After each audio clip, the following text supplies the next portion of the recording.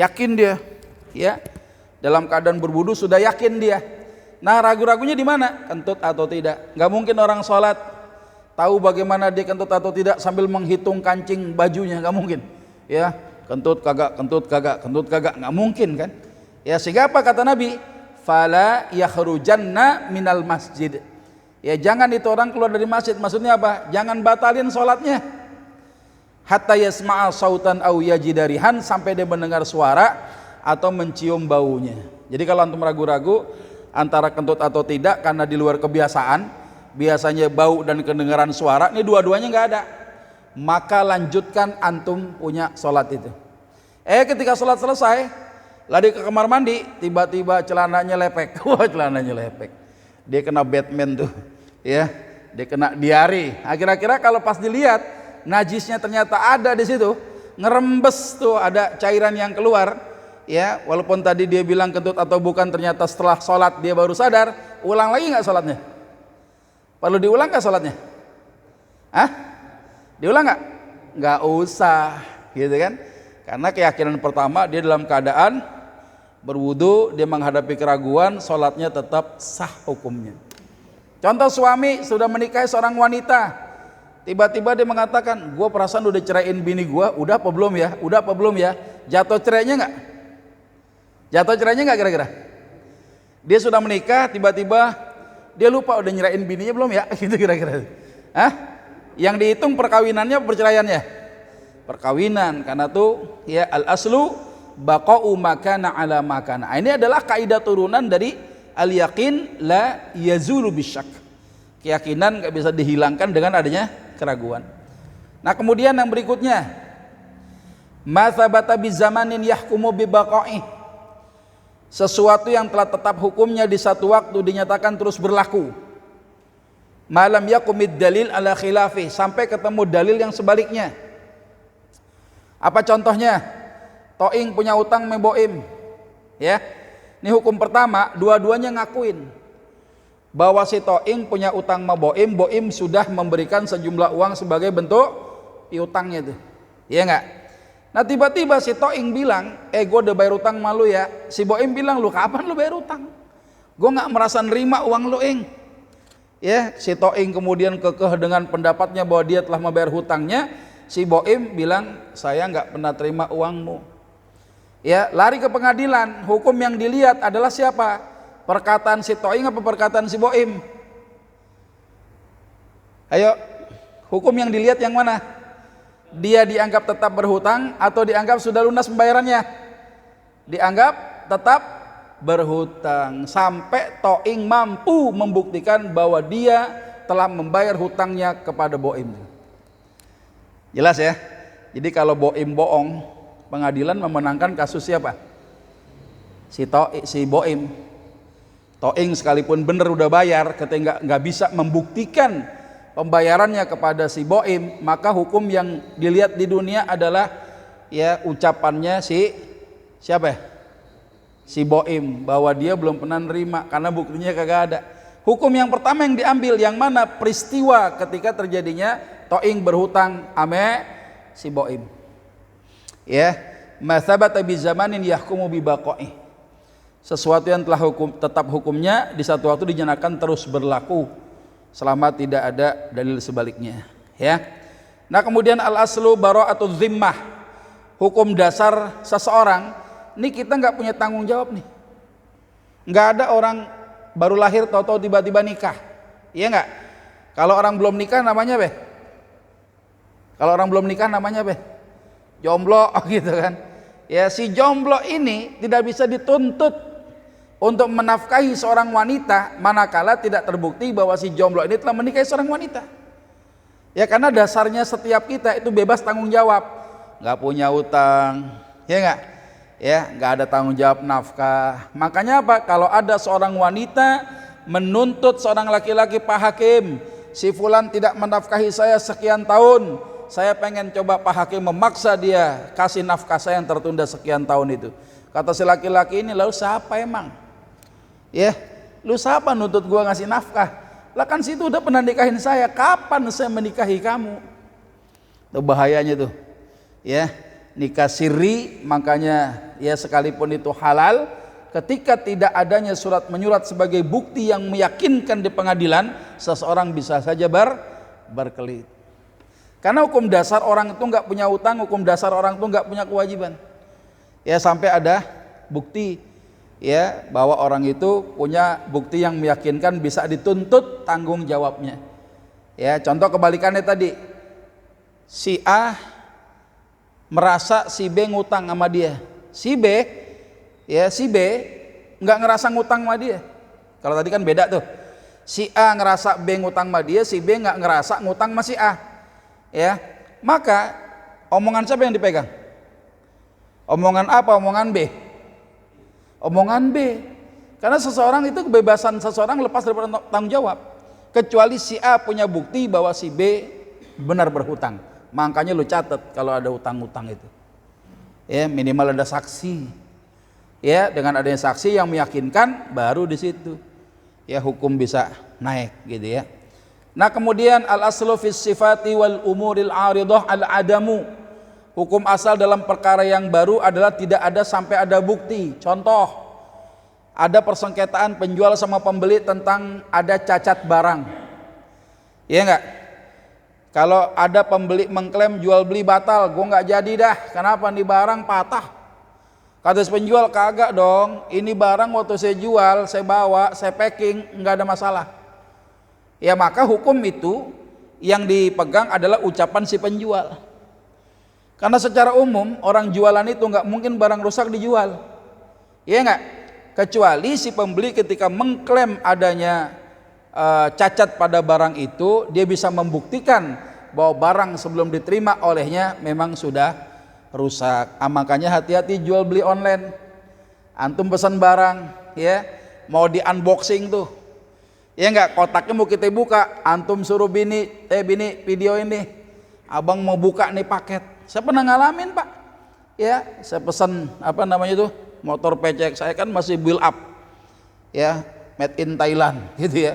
Jadi kalau pesan barang tuh harus dari Thailand, ada dropship di situ, ya satu apa namanya agent jual beli online, dia nyediakan apa yang saya cari, tapi ketika barang itu datang, kotaknya itu kalau saya lihat kotaknya saja udah nggak sesuai, karena barang saya gede.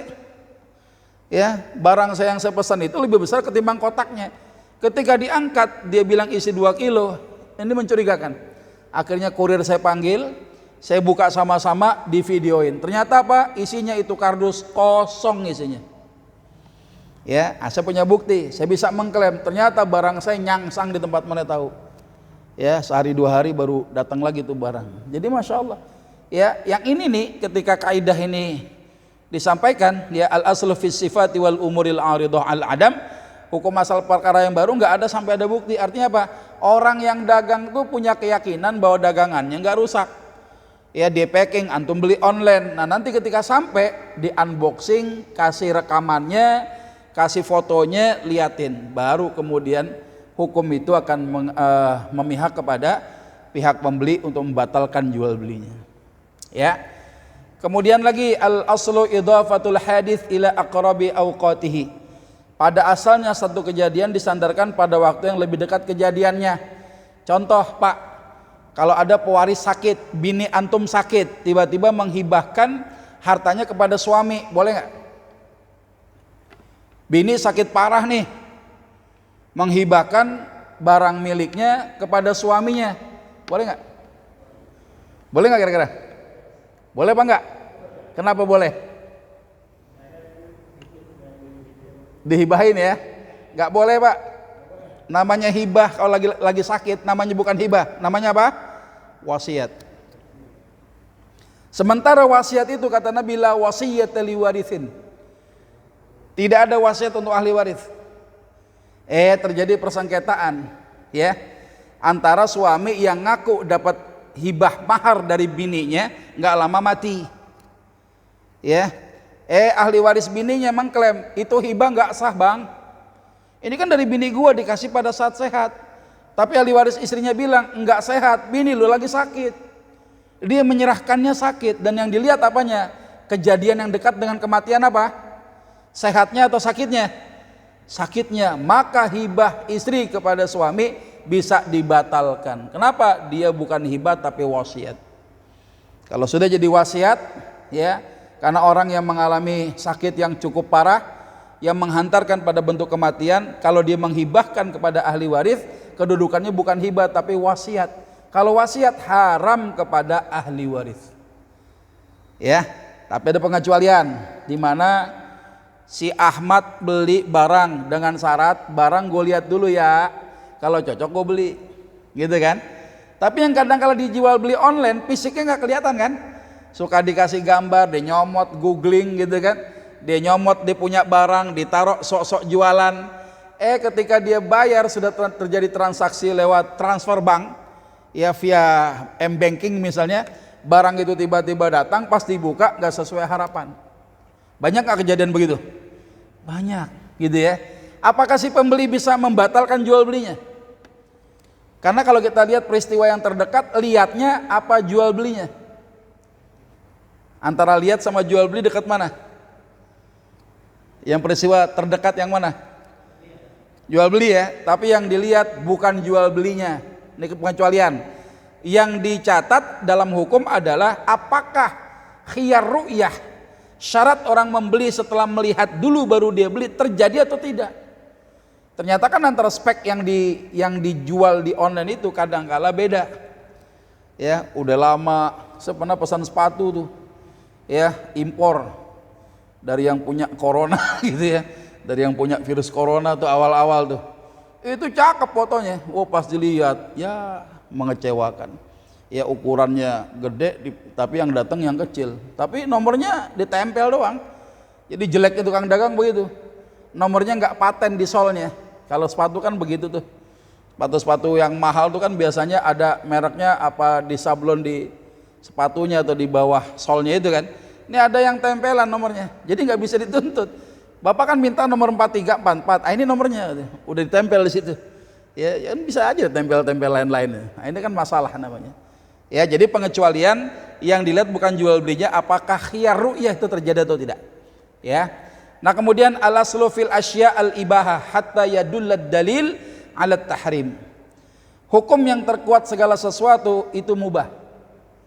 Ini kaitannya sama muamalah juga. Kaitannya sama makanan. Abang-abang kalau ketemu binatang yang enggak jelas disebutkan keharamannya dalam Quran dan Sunnah, termasuk sifat-sifat binatang yang diharamkan enggak ketemu, hukum binatang itu halal. Karena makanan yang ada di atas muka bumi ini Allah sediakan buat manusia dulunya semuanya halal. Asalnya nih, kecuali apa yang Allah haramkan dalam Quran dan Sunnah. Ya. Nah, termasuk juga kebalikannya, al-aslu fil ibadah al-butlan. Hukum asalnya ibadah semuanya haram. Ya hatta yaqumad dalil alal amr, kecuali ada dalil yang memerintahkan. Nah, ibadah ada dua, jangan salah paham, ibadah mahdhah, ibadah ghairu mahdhah. Ibadah yang mahdhah, ibadah yang terikat rukun dan syarat, ada hal yang membatalkannya, ada hal-hal yang menjadikan ibadah itu disah. Tapi kalau ibadah ghairu mahdhah, ini enggak terikat syarat dan rukun, aman-aman aja. Ya, ada amalan, misalnya nih, mohon maaf ya, mungkin ada di antara kita yang enggak sepakat dengan adanya praktek tahlilan. Ya, tahlilan itu kan tradisi di masyarakat kaum muslimin. Ya, dimana kalau kita lihat amalannya itu mengacu kepada qawaid yang umum. Ya, selama tahlilan tidak mengikat dengan syarat dan rukun, fala ba'sa bi, enggak apa-apa. Tapi ketika diikat dengan hukum, ini yang masalah, harus ada dalil. Misalnya apa? Orang mati wajib ditahlilin, mana dalilnya? Karena kenapa? Karena ada konsekuensi. Ketika ahli waris tidak menjalankan kewajiban itu kan jadi dosa enggak? Jadi dosa. Di situ ada hukum yang baru, itu yang enggak boleh. Tapi kalau ibadah yang sifatnya ghairu mahdhah, diserahkan kepada kita masing-masing. Ya, kalau memang itu mengacu kepada qawaid, dalil-dalil yang umum, dipersilahkan. Ya. Nah, jadi bedanya itu kalau ibadah jangan bikin-bikin, ya. Ada satu aliran ketika ibadah ya kudu zikir di atas genteng, tengah hari roek, telanjang bulat. Nah, jangan diikutin. Ya, kagak ada dalilnya, gitu ya. Nah, kemudian al-aslu fil abdha'i at-tahrim. Hukum yang kuat pada masalah kemaluan haram. Ada kontrakan ukurannya sepetak 4L, kemana-mana lo lagi ke saking sempitnya. RW RT bergabung, biasanya mah jarang gabung, dia lagi kompak banget nih RT sama RW. Ngegerebek tuh tempat, iya nggak? Ade laki perempuan, telanjang lonjong, telanjang bulat, ya, digerebek dengan ngambek. Kenapa saya digerebek? Saya ini laki bini, ya. Nah hukum asal kemaluan apa? Haram. Sampai ada bukti yang meyakinkan kalau dia benar-benar suami istri. Dengan adanya apa? Akdun nikah. Ya, jadi semua kemaluan itu hukumnya haram. Makanya nggak boleh sekalipun mahram kita, laki sama perempuan, adik abang, adiknya yang perempuan sudah dewasa meninggal dunia, abangnya yang laki nggak boleh ikut mandiin. Ya nggak? Kenapa? Karena hukum asalnya kemaluan haram. Ya. Tapi kalau suami istri boleh nggak? Suami istri boleh nggak? Iya boleh, orang adanya akdun nikah menghalalkan kemaluan. Jelas ya? Nah jadi ini kira-kira kaidah al-yakin la yazulu bisyak, ya. Nah ternyata ada lagi nih kaidah turunan berikutnya, la ibrah lid dalalah fi muqabalatit tasrih. Sebuah dalil tidak dianggap, dalil itu gini, analisa. Kemarin kita sudah bahas ya, yang namanya dalil adalah sebuah analisa yang benar yang dilakukan untuk mendapatkan informasi. Ada kira-kira asumsi-asumsi, ya.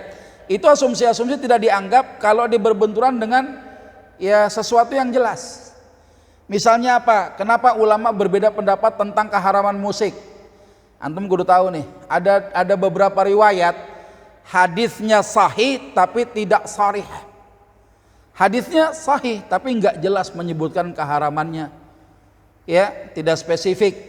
Ya, ada hadisnya sharih tapi tidak sahih. Hadisnya jelas menyebutkan tentang keharaman sesuatu, tapi ternyata hadisnya enggak sahih. Sehingga untuk naik sebagai level jadi haram, ya, ini bermasalah. Karena hadisnya bermasalah. Ya, sehingga muncullah pendapat-pendapat. Nanti ketika ada asumsi-asumsi karena ketidakjelasan sebuah dalil, tiba-tiba muncullah ijtihad. Satu ijtihad tidak bisa menafikan ijtihad yang lain, begitu sebaliknya. Ya, makanya nanti ada kaidah, selama masih khilaf tidak ada dosa di tengah-tengah kaum muslimin. Ya, yang kunut nggak ada dosa. Yang kunut silakan, yang enggak dosa. Yang enggak juga enggak disebut punya keutamaan, yang kunut juga enggak bisa nyalahkan yang enggak kunut. Nah, ini kira-kira kayak begitu. Ya. Nah, contohnya apa? Si A memberikan sesuatu kepada si B. Contoh nih, Bang Alek, nih saya kasih nih handphone saya sama antum nih. Saya taruh sini, tiba-tiba saya meleng jalan. Bang Alek main ngambil aja, tanpa izin dulu sama saya. Boleh nggak? Boleh nggak? Bang Alek, nih ada handphone buat antum nih. Antum bilang, iya Sat, terima kasih. Antum belum ambil, saya taruh sini di meja. Saya pergilah izin kemana dulu. Tiba-tiba antum, karena mau kemana nih handphone antum ambil tanpa izin saya. Boleh nggak? Boleh nggak? Boleh, karena akad yang dilihat apa? Sudah ana kasih. Jelas nih, karena yang jelas apanya? Yang diambil apanya? Kejelasannya. Begitu sebaliknya, kalau saya bilang ini handphone saya, jangan coba-coba ada orang ngambil, kagak boleh. Nah, kira-kira gitu ya. Itu tentang kaidah la ibrah lid dalalah fi muqabalatit tasrih. Nah kemudian ada la yunsabu ila sakitin qaulun walakinna sukut fi mu'arridil haja ilal bayan bayanun. Satu perkataan tidak disandarkan kepada orang diam. Ya, tapi diam dapat menjadi penjelasan dalam kondisi yang butuh kejelasan. Contoh, kalau ada motor orang dirusak, boleh nggak Pak? Motor orang kita rusak boleh nggak? Kita bakar boleh nggak? Ada motor si fulan saya bakar, si fulan diem aja. Apakah diamnya si fulan setuju motornya dibakar? Enggak, karena untuk bisa ngerusak motor dia butuh apa? Butuh apa? Butuh penjelasan, ada izinnya. Tapi berbeda dengan wanita yang dijodohin, yang mau dinikahkan oleh walinya kepada laki-laki pilihan bapaknya. Bapaknya nanya, Neng, ini calon udah gue bawa, lu mau apa enggak? Tuh perawan mesem, diemnya setuju dia.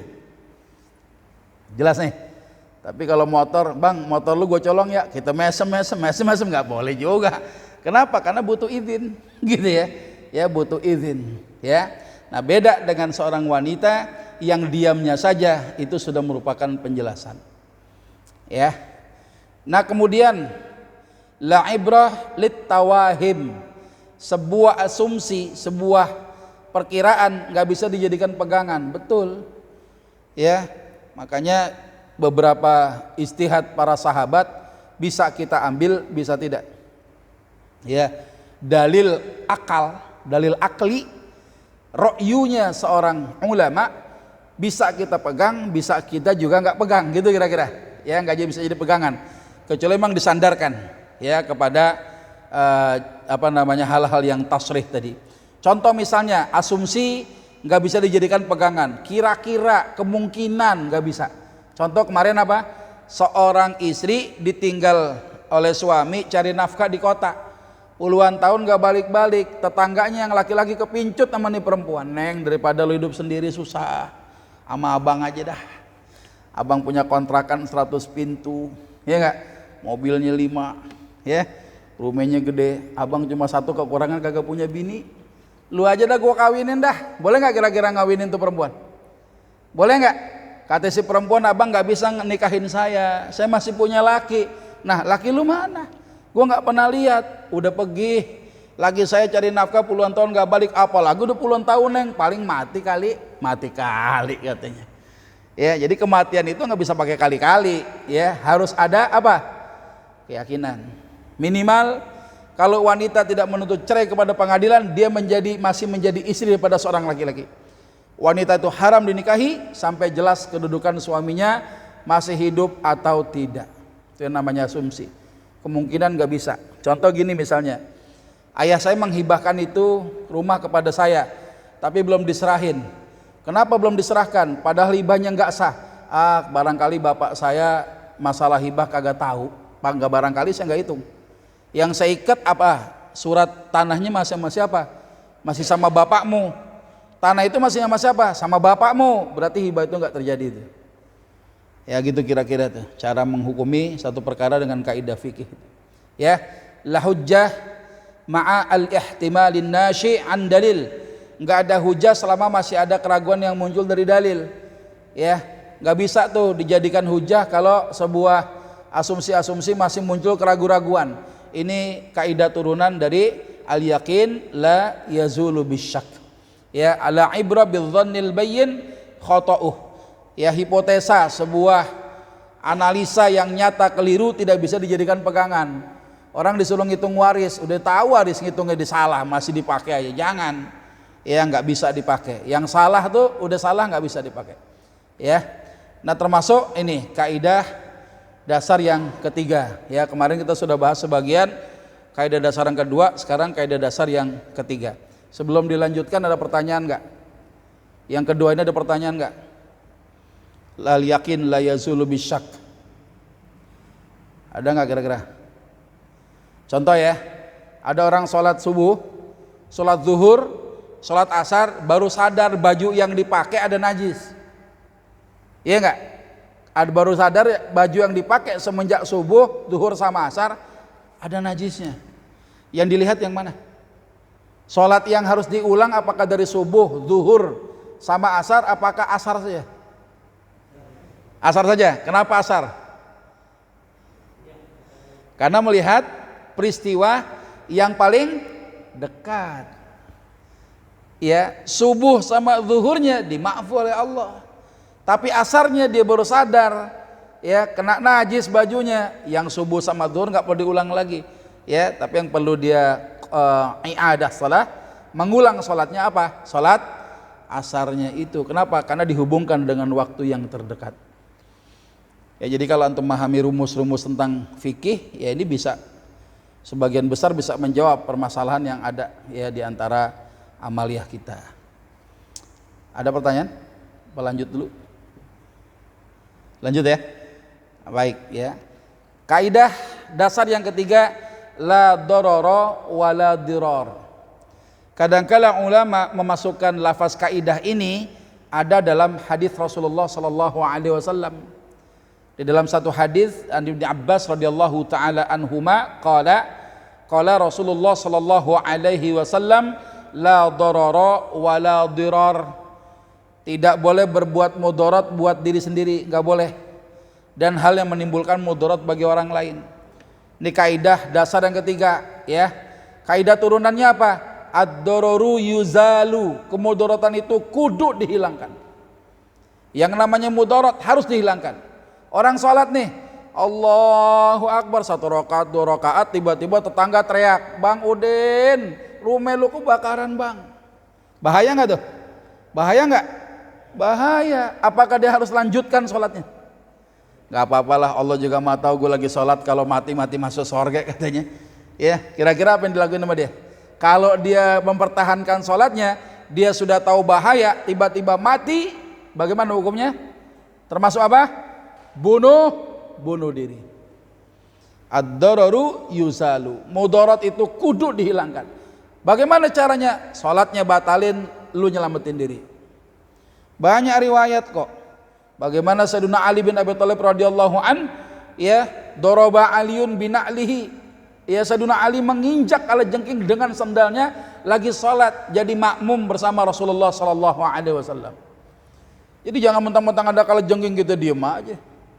Oh biarin dah, disengat dah. Ya, kena bisanya kalau lagi sholat mati juga masuk surga katanya. Kagak bisa.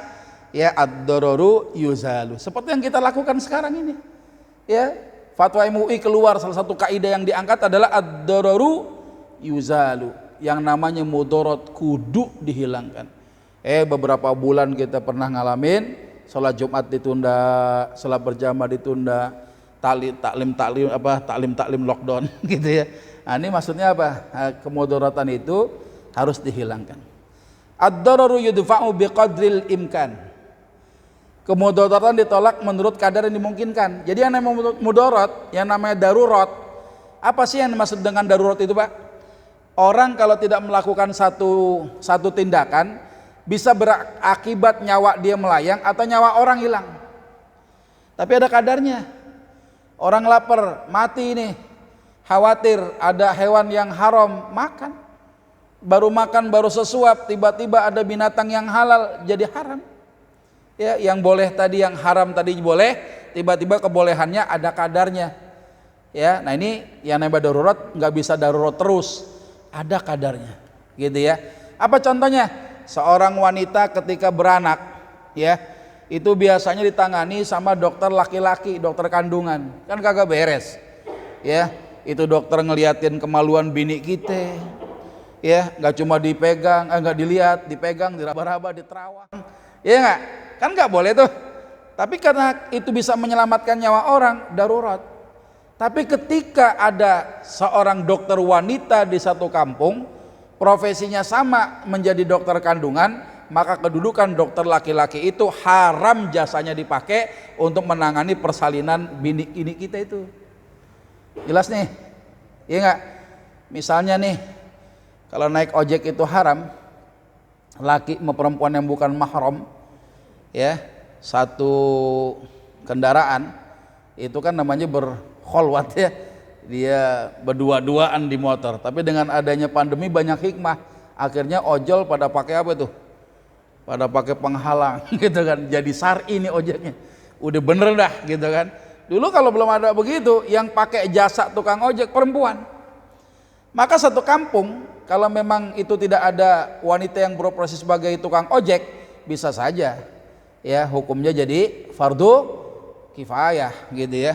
Jadi dosa semua satu kampung kalau seandainya tidak ada wanita yang melayani wanita. Tapi kan masalahnya, apakah naik ojek itu bisa dihukumi sebagai darurat? Padahal masih ada moda transportasi yang lain. Nah, itu contoh kecil lah kira-kira, ya, yang perlu nanti kita bahas khusus lah. Nah kemudian, ya, ad-dararu la yuzalu bimithlih. Kemudaratan tidak dihilangkan dengan yang setara. Contoh, 2 orang kelaparan. Kalau dia lapar bisa mati nggak? Mati. Tapi untuk menghilangkan rasa lapar, teman yang satu dibabat sama dia. Ya, teman yang satu dibacok, dagingnya dibuat makan sama dia. Lumayan dah makan paha orang, ya, kali-kali katanya. Ya orang sama-sama lapar, kalau lapar dia mati, tiba-tiba temannya ngebunuh teman yang satu. Ya nggak bisa dong. Ya, jadi jangan menghilangkan mudarat dengan mudarat yang semisal dengan itu. Ya, ini contohnya lagi nih. Ad-dararu al-asyaddu yuzalu bid-darari al-akhaf. Mudarat yang lebih berat dihilangkan dengan mudarat yang lebih ringan. Ya, yang berat dihilangkan dengan yang ringan. Contoh, bini antum kalau yang ada berprofesi sebagai bidan, ngurusin persalinan, satu malam lagi ngelayanin urusan ranjang suami. Suaminya minta, "Neng, ya abang lagi pengen ini," gitu kan? Ya, kalau dia tolak, laknat malaikat sampai subuh. Dosa tuh perempuan kalau nggak ada uzurnya. Tiba-tiba tetangganya ngetok pintu rumahnya. Ya, ngetok pintu rumah, diketok-ketok, dia bilang, Bu bidan, bini saya mau beranak, nggak ada yang nolongin." Kira-kira mana yang harus dilakuin? Dia harus melihat yang mana. Mudarat ada dua mudarat, ada yang berat, ada yang ringan. Kira-kira harus dihilangkan yang mana? Yang harus dihilangkan yang mana kira-kira? Yang berat dengan mudarat yang paling ringan. Ya, menolak urusan ranjang suami dosa. Ya, tapi nggak menyebabkan suami mati kalau nggak dikasih. Tapi kalau yang beranak tadi nggak diladenin, maka bisa berakibat kematian. Kecuali ada suami nggak dilayanin mati. Ya, sama-sama mati nih. Ya, tapi jarang tuh ada suami yang dilayanin tiba-tiba mati. Yang ada pura-pura mati doang. Ya. Nah, jadi ada kemudaratan lebih berat dihilangkan dengan mudarat yang ringan. Contoh yang nyata nih nanti. Kita lihat masalah kasus perceraian lah ya.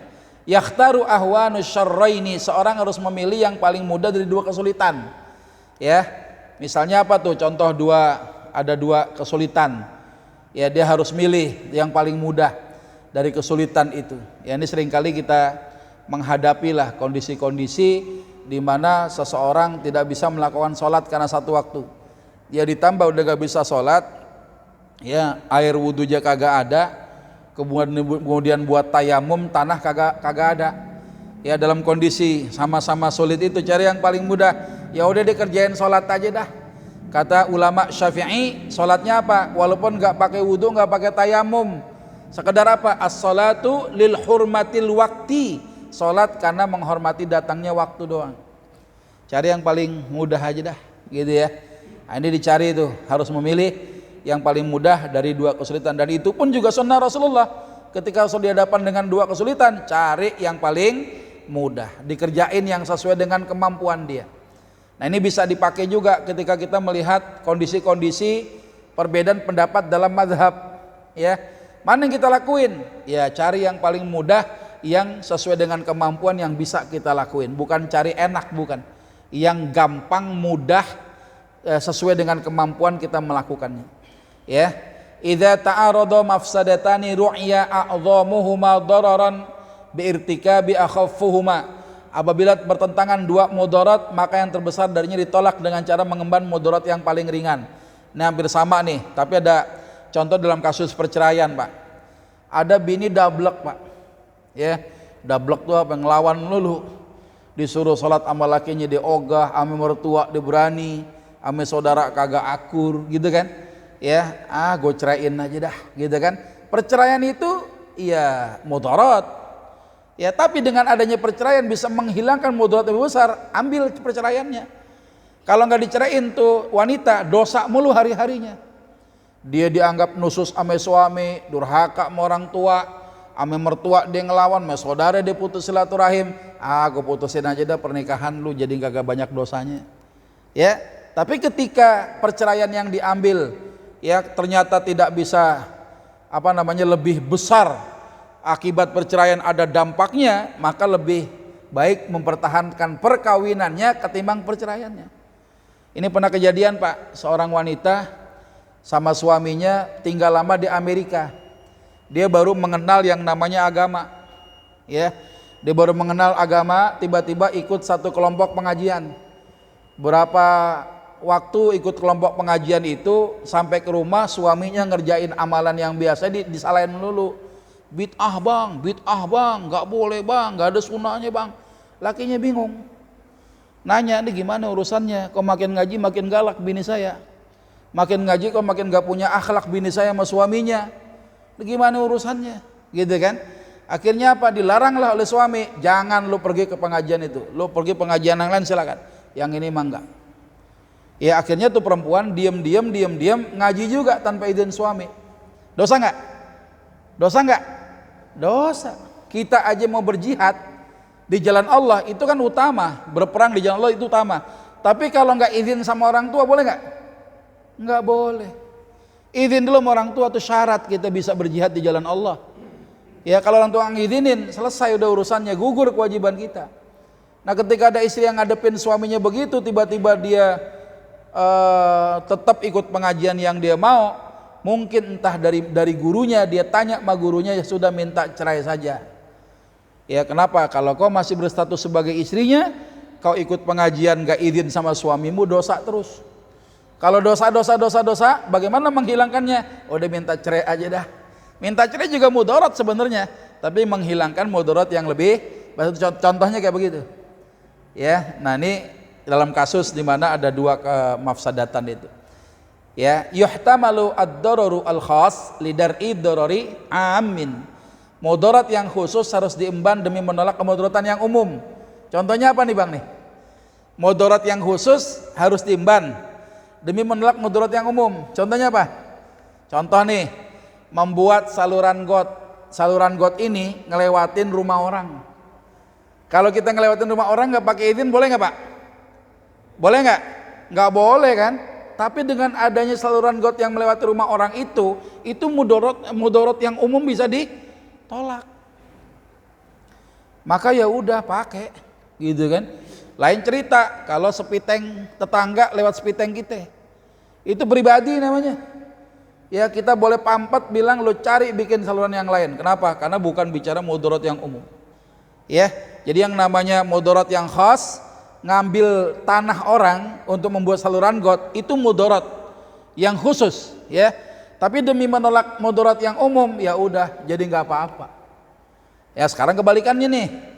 Darul mafasid aula min jalbil masalih, atau ada seringkali kita dengar darul mafasid muqaddam ala jalbil masalih, menolak kerusakan lebih utama daripada mewujudkan kebaikan.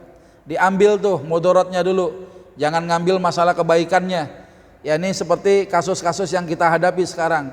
Ya rumus kita beribadah udah dikasih rumusan sama Rasulullah. Fa idza nahaitukum an syai'in fajtanibuh. Jika aku melarang kalian dari sesuatu maka jauhilah. Wa idza amartukum bi amrin fa'tu minhu mastata'tum. Kalau ada sesuatu yang aku perintahkan kerjakan semampunya. Ingat semampunya. Ya, orang salat Jumat itu Masya Allah pahalanya, tapi ketika ada mudarat tahan. Itu maksudnya. Ya, diambil tuh, ada mafsadat dulu ketimbang dapat manfaatnya. Ya. Menikah lagi. Ya. Boleh enggak? Udah punya bini satu nikah lagi boleh enggak? Boleh, tapi ditimbang dong. Kalau antum nikah lagi dengan kondisi yang sekarang, ya kerjaan udah kagak gablek kerjaan gitu kan, cuma timbang tampang doang, keren gitu kan, kerjaan mah gak gablek. Mau nikah lagi, kira-kira banyakkan mafsadatnya apa mudaratnya apa manfaatnya tuh? Ya maslahat sama mafsadatnya gede mana kan gitu, diambil. Ya pernikahan dini ya, kasus yang lagi ditangani sama polisi itu, pernikahan gadis usia berapa? 12 tahun. Dalam Islam boleh nggak? Dalam Islam boleh nggak menikahi wanita dalam usia dini dinikahin, boleh nggak? Boleh, seizin walinya kan? Ya, tapi ketika menikahi umur segitu, antum tarik dong. Darul mafasid muqaddam ala jalbil masalih. Ya tarik mafsadatnya dulu, jangan ngincer maslahatnya. Nikah ada maslahat, tapi kalau caranya begitu, ini mafsadatnya lebih besar. Ya itu contohnya kayak gitu. Ya. Nah jadi kemudian yang berikutnya nih, al-qadim yutraku ala qadamih. Sesuatu yang telah berlalu sejak lama dibiarkan apa adanya. Kalau bahasa kita tuh yang lalu biar berlalu dah, gitu kan. Maksudnya bagaimana? Kalau ada seorang beli rumah, ketika diukur luas rumah tanahnya itu, ya, tanahnya ternyata dipakai untuk jalan umum. Di gang nih misalnya nih. Rumahnya di gang nih. Luas tanah dia keambil sekian meter buat jalan umum. Ya, dia kan orang baru dong beli rumah. Boleh nggak kira-kira dia merenovasi rumah tiba-tiba ditutup jalannya, boleh nggak? Boleh nggak? Nggak boleh. Yang lalu biar berlalu. Maksudnya apa? kalau itu memang untuk kemaslahatan dan antum menutup jalan sekedar mendapatkan hak luas tanah antum yang antum beli sesuai dengan ukuran sertifikatnya, itu bisa memudaratkan secara umum orang lain. Jangan antum ambil, jangan antum makan itu tanahnya, biarin aja dah. Maksudnya begitu ya. Jadi ini juga kaidah juga ya, termasuk ad-dararu la yakunu qadiman, kemudaratan tidak mengenal batas waktu dahulu. Contohnya apa? Ada monumen mengenang satu peristiwa, tapi monumennya di tengah jalan. Kalau orang baru lewat situ pasti nabrak, nyungsep, kalau nggak ngejengkang dia. Kira-kira tuh monumen udah dibongkar nggak Pak? Harus dibongkar nggak? Dibongkar.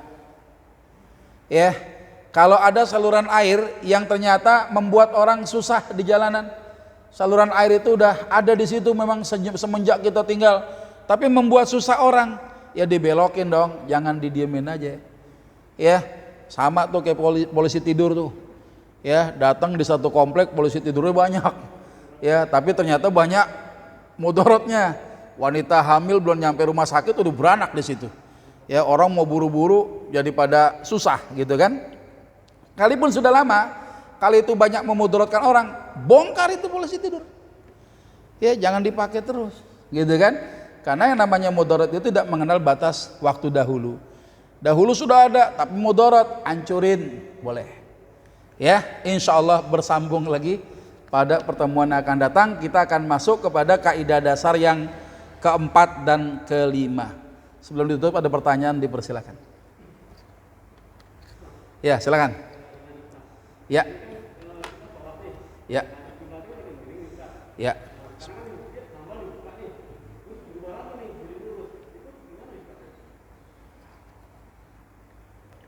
Gimana? Kan miring. Ya. Sekarang nih miring nih.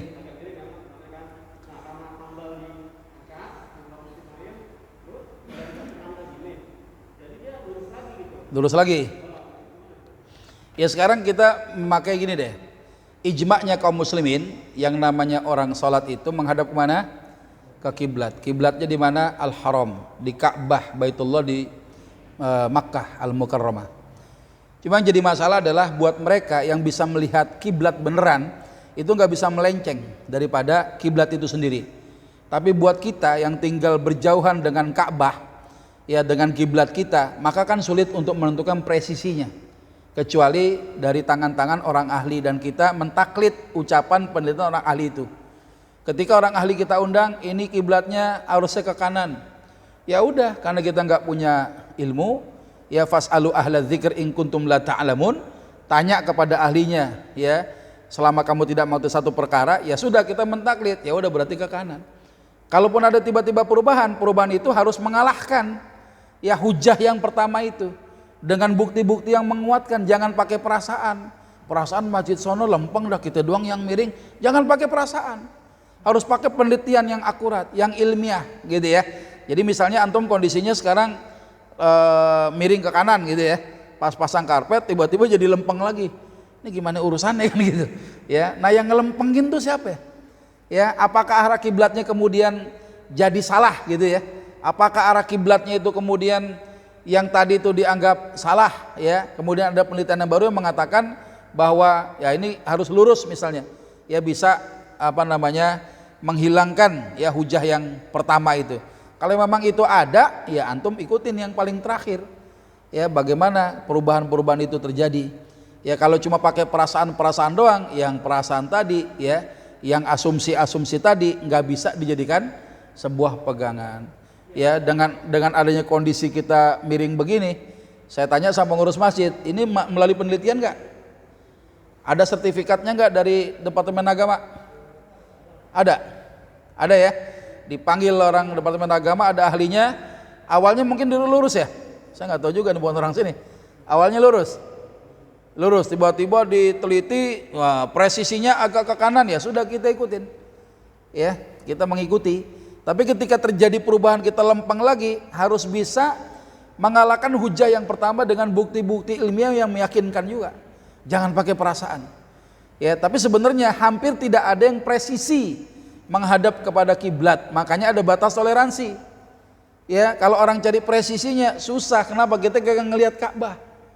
Ya, tapi buat yang lihat Ka'bah nggak bisa antum membelakanginya, ya, atau melenceng tidak melihat arah kiblat, ya, seperti tempat-tempat yang bisa melihat langsung. Ya, buat kayak kita nih, ya dikit-dikit salah juga nggak presisi, ada batas toleransinya. Selama tingkat toleransi ini ya tidak berlebihan. Misalnya antum malah membelakangi, ya, orang ke barat laut, antum malah sebaliknya. Ini kalau kok begitu gitu ya, nah, ini jadi masalah gitu. Kalau cuma beda segeser sekian derajat gitu, nah, ini masih bisa dimakfulah karena kita nggak bisa ngelihat. Ya, ada presisi sesuai dengan hasil ijtihad kita. Ya, ijtihad orang yang memang diberikan kemampuan oleh Allah untuk melakukan ijtihad. Ya, kita ini bukan mujtahid, kelasnya bukan mujtahid. Ya, kita ini orang awam yang nggak punya perangkat untuk melakukan ijtihad, ya karenanya kita mentaklid ucapan-ucapan para ahli. Gitu kira-kira Bang. Ya, bisa dipahami. Nggak ada ya? Cukup ya? Baik, alhamdulillah. Ya, saya berusaha menyampaikan ya dengan sebaik-baiknya. Perkara nanti antum paham atau tidak, ya kita berdoalah kepada Allah Subhanahu wa taala, semoga Allah segera pahamkan kita. Ya, apalagi tadi dengan contoh-contohnya buat orang awam cukup nanti menghafal 5 kaidah dasar saja. Ya, nanti kalau ada kaidah turunan itu contoh-contoh saja, sehingga nanti ada permasalahan-permasalahan fikih yang ternyata bisa disimpulkan dengan kaidah-kaidah fikihnya para ulama. Ibarat rumusan fikih itu bisa kita gunakan. Ya, sebagai orang penuntut ilmu ini bisa menggunakan kaidah fikih sebagai dalil, ya, hujah kita untuk beramal selama kaidah-kaidah fikih itu masih bisa disandarkan kepada nas-nas syar'iyyah. Itu saja, semoga bermanfaat. Kepada Allah sama-sama kita memohon ampunan. Subhanakallahumma wa bihamdika asyhadu an la ilaha illa anta astaghfiruka wa atubu ilaik. Walhamdulillahirabbil alamin. Assalamualaikum warahmatullahi wabarakatuh.